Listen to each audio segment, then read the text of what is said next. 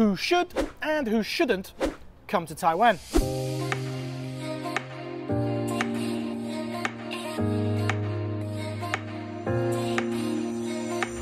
Yes, hello everybody, welcome back to the channel.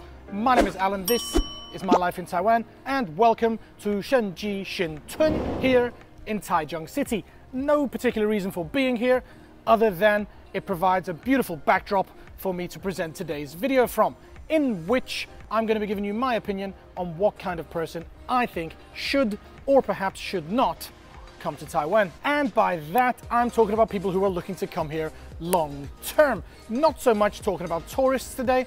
All tourists are welcome, COVID regulations permitting, of course. So whether you're a backpacker on a budget or you're a millionaire looking to come here and donate thousands to Taiwan's economy on your travels, all tourists are welcome in Taiwan, of course. And one other thing I have to say, that this video is 100% just my opinion, and if your opinion differs from mine, then please feel free to start an argument with me in the comments section.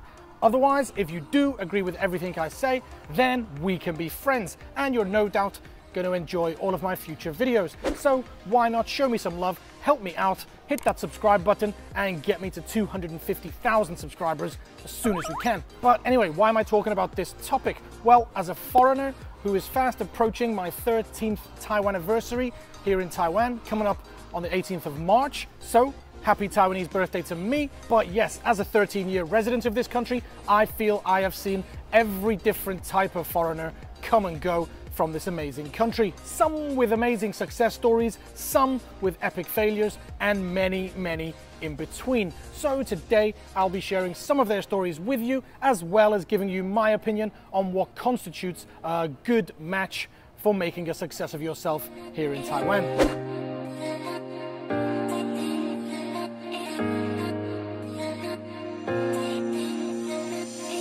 Okay, right, so what types of foreigner would actually consider a move to Taiwan? And the reason I'm asking that is because, surprisingly, not every foreigner around the world desires a life in Taiwan. And more surprisingly, there are actually some foreigners that don't even know Taiwan exists. There are still some people that believe it's the same place as Thailand, and there are even some dumber ones who think that it's just a province in China. And one other thing I should clarify here is that when I'm talking about foreigners, I am aware that the vast majority of foreigners living in Taiwan are those from other Southeast Asian countries that come here to work as laborers, caregivers, factory workers, and they do an absolutely amazing job for Taiwan. But as I'm not really in that circle, I can't comment too much on their situation. So here in this video, I'm talking more about the Western foreigners such as myself that come here. Nothing against the Southeast Asian expats, I just don't want to speak out of turn. But of the foreigners that come here that I know, they generally fall into several different categories. Firstly, there are the younger backpackers that are maybe exploring the world, traveling around, come to Taiwan to explore for a week, maybe a month or so. And then there are the backpackers that have maybe run out of money, come to Taiwan for a year or more to top up their finances with a year of teaching. These kind of people are absolutely the kind of people that should come to Taiwan. If you like adventures, whether that's adventures in nature, adventurous food, or just an adventure of putting yourself out of your comfort zone, then Taiwan is definitely the place for you. And some people will say that these short-term teachers shouldn't come here and take advantage of Taiwanese English teaching system if they aren't serious about a full-time career in teaching. But I have to say, I completely disagree. These backpackers are usually young and full of enough energy to teach, and of course, by their nature, have an adventurous spirit and lots of stories to share of the world and inspire the kids of Taiwan to open their minds and go out and explore the world in future. I have one friend who came here for a week back in 2005 to visit a friend in the middle of a backpacking trip, and he just never left.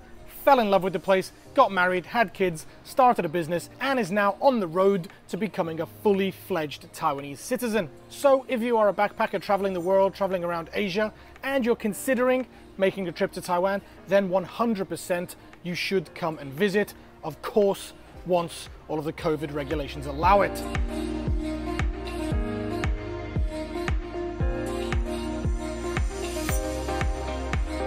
Okay, so outside of backpackers and adventurers, there's another category of foreigners that often come to Taiwan, and this is the one that I probably fit into the most, and that's the people that have come to Taiwan because of some problem or some failure or something that's gone wrong back in their own country. And it's a little bit more difficult for me to say whether or not these foreigners would make a success of themselves here in Taiwan. Now, when I say failure back in their home country, I just mean that there's been some event that has led to them making a decision to want to leave and come find a life here in Taiwan. For me, it was my South African ex-wife being refused entry into the UK, then me being unable to find work in South Africa and looking for a country to come and teach English in, which just happened to be Taiwan. For other people, it might be a boring, monotonous lifestyle.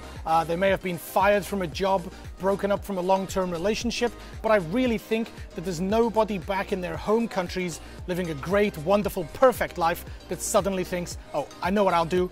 I'll go start a life in Taiwan. It just doesn't happen. And I feel like I have to be a little bit careful when I talk about whether or not Taiwan is a good match for these kind of people. Yes, Taiwan is a very welcoming country, and even if your life from back home is a little bit fucked up, Taiwanese people will take care of you, they will welcome you and look after you, and they'll make you feel special and loved, just as they have done with me. And especially if you're going to come here and teach English, being surrounded by the energy and love of 20 grade 3 Taiwanese students Monday to Friday will do wonders for lifting your spirit. But if you are truly in a very dark place mentally, then I would really strongly advise trying to fix that before making the move here. I'm not attempting to give psychological advice at all, just sharing my experience, but there are many sad stories about foreigners committing suicide here in Taiwan, which just shows you how bad it can get for some people. Taiwan certainly isn't going to magically fix all of your problems if you're in a bad place, and can probably make them much worse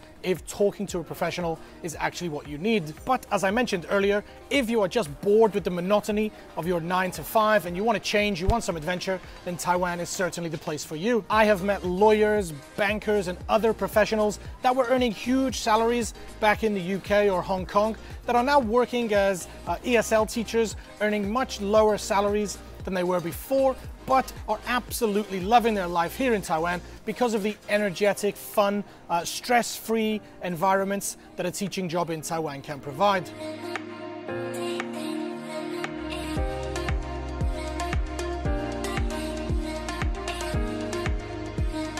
Now, for the first part of the video, I have focused mainly on people looking to come to Taiwan to teach. But one type of foreigner I often meet here are the engineers that have been sent by their company. I've specifically met a lot of engineers working on Jianghua's wind farm project, and usually through a second language drunken conversation in a bar at 2 a.m, they tell me that Taiwan is an absolutely amazing place for them, and they only wish that their short-term contracts could become lifetime contracts. They are some of the best people to listen to in order to get a foreigner's perspective on Taiwan, because their views are so fresh and energetic, and even some of the annoying things in Taiwan are still new and fresh and exciting to them. So if you're an engineer overseas and your company offers you the chance to come and work here in Taiwan, you should jump at the chance and come spend your super high salaries here in Taiwan and give our economy a bit of a boost.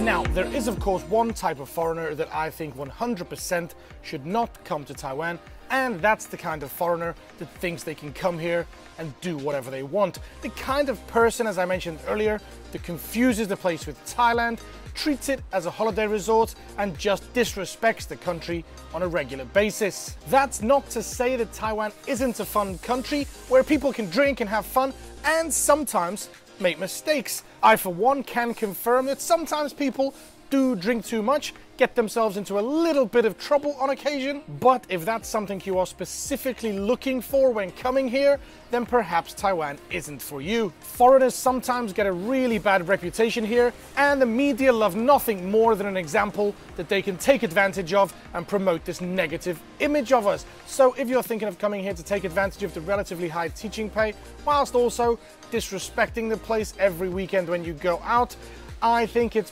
probably best for you to either stay at home, do that in your home country, or go find another country in which to start your new life.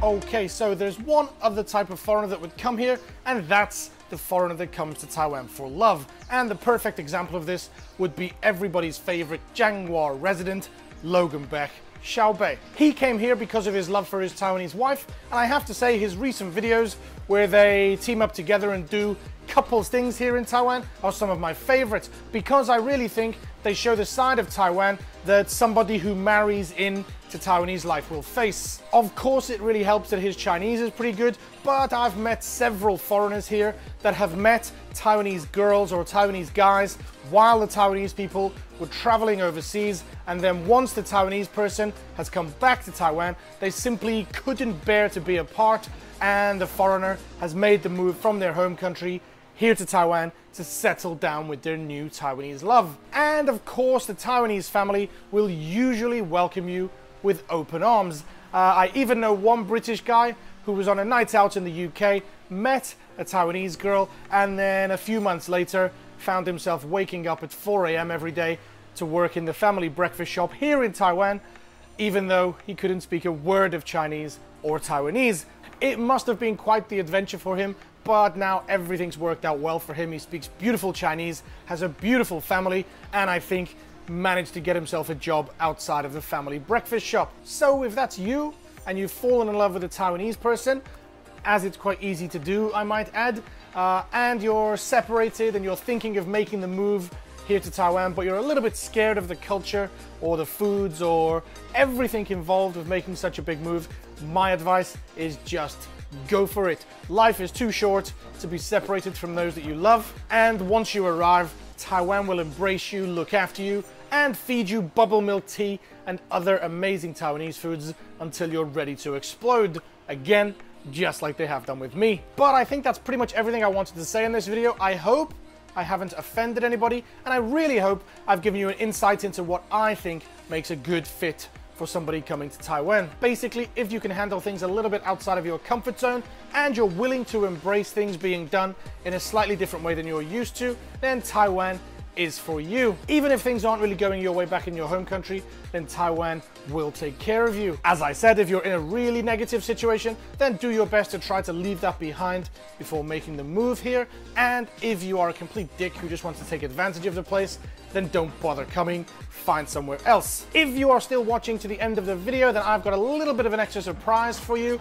I'm going to share my secret new channel with you. Life in Taiwan Clips and Shorts is only at a few hundred subscribers at the moment. I'm keeping it a little bit DDR until I can see whether or not it's a good idea, but it's perfect for this attention span deficit generation who only like videos of 1 to 2 minutes. And on that channel, I put some of the highlights, some of the funniest, most interesting parts of each video for you to quickly check out when you've got a minute or two to spare.